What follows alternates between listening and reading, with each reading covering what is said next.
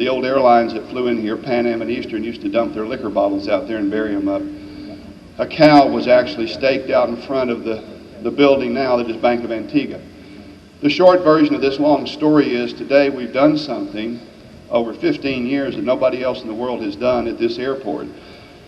Create a unique, wonderful experience. Now, why did I do this? What prompted me to do this? What was the vision? What was the purpose? And why was I willing to spend all the money to do this? Our core business is financial services. I think all of you know that. Today we have over 5,000 employees in 14 countries. We manage in excess of $25 billion. And we have businesses here in Antigua, Stanford International Bank, Stanford Trust Company, that are part of that program.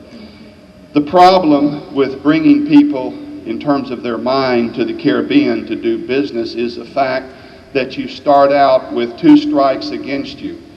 People think of the Caribbean as a fun place to go to spend a few weeks, have a couple of drinks every day and watch the sunset go down, but am I going to come down there and trust my financial service side of my life to a little island in the Caribbean? Well, most people say no.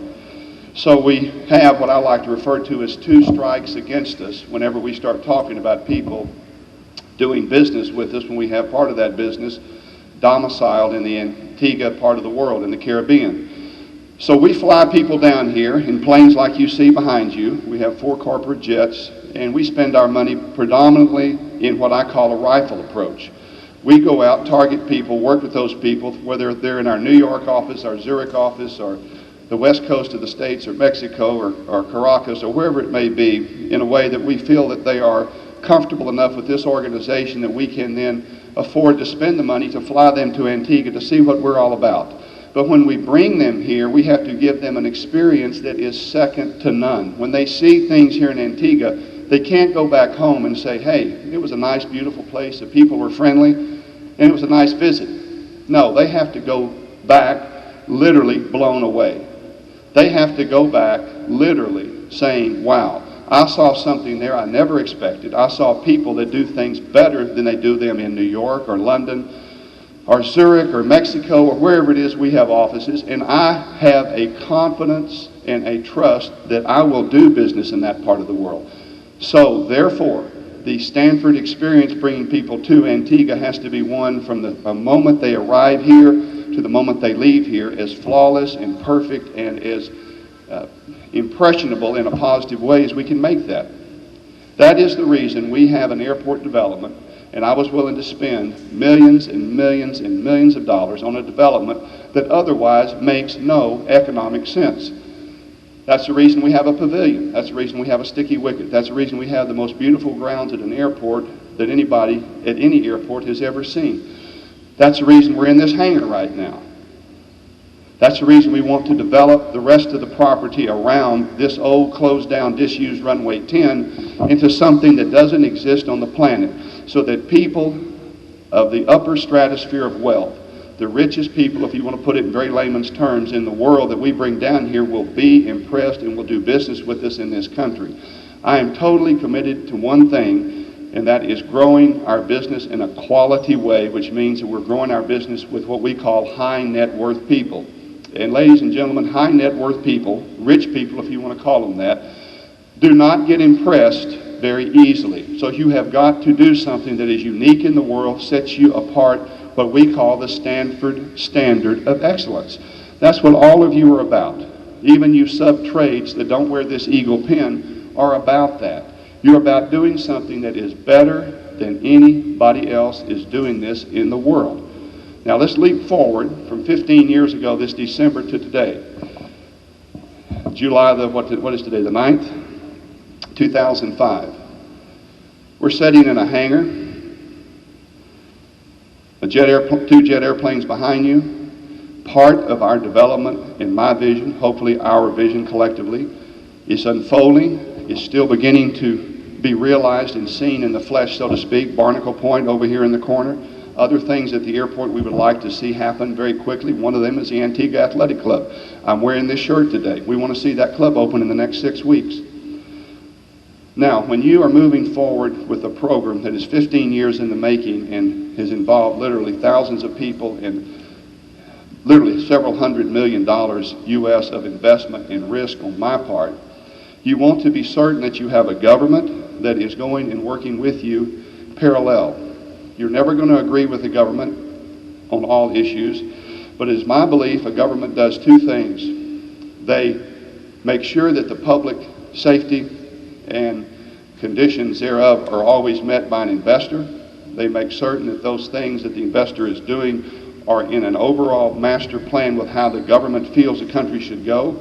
And the second thing is the government, in most cases, should get out of the way after they help facilitate the investor to do what he does best, and that is to be a capitalist. That is to invest. That is to employ people. That is to do things that is part of the government's vision and plan. And I thought I had a government's vision and plan that was more or less in sync with what my, hopefully our, plan was. Now, I'm not a difficult person, I don't think, to get along with, and I'm certainly not a difficult person in terms of giving things to this country and putting my money where my mouth is and also my heart where my mouth is. Like me, don't like me, whatever. If I get run over by a bus tomorrow, this hangar we're in, the product that we have produced at the airport, those buildings, and the other tangible things stay in this country. I cannot pick those up, as one of the ministers of government told me last night, and take those things back to Texas. Besides the fact I'm building my home here, my own personal, private, primary residence. I don't intend to pick those things up and take them anywhere. This is a long-term quality investment play in this country. Now, if you understand that, you believe that, and we have a business that is growing by leaps and bounds around the world, and I'm putting a large percentage of a proportion of that business in the future in this country, then you have a unique opportunity as people that wear this eagle, people that are involved with helping us grow that vision, that are in the sub-trades, to be part of something not only incredibly unique and special, but economically that is one-off in the whole Caribbean and is the biggest thing that's ever happened in this country's history, financially, economically, and will have an impact that truly nobody, even myself, has the real understanding of what that positive impact is going to be. If we are let alone to do what it is I want us to do, within the next 15 months, I will have invested 948 million EC dollars, of which $450 million of that will stay right here in the pockets of those of you sitting here today, standing here today, and others in the country. That is an economic ripple effect, if you multiply that times 3, of about $1.3 billion, and that's a conservative ripple effect. We have, I'm not sure how many unemployed people in this country, but 3,000 new jobs, $450 million into a sagging, morbid economy is certainly going to do things in this country heretofore never imagined, and certainly in the whole Eastern Caribbean, this will be the biggest shot in the economic arm of a country. That is only one step in a much bigger step if we're allowed to do then, which I'm not going to talk about in detail, the Guyana Island project. All of what we're doing here builds confidence and trust and a believability in people we bring here, so they will continue to do business with us and believe in Antigua as a country that we can do things in a first world basis. But beyond that, I want to bring those people here to spend part of their life.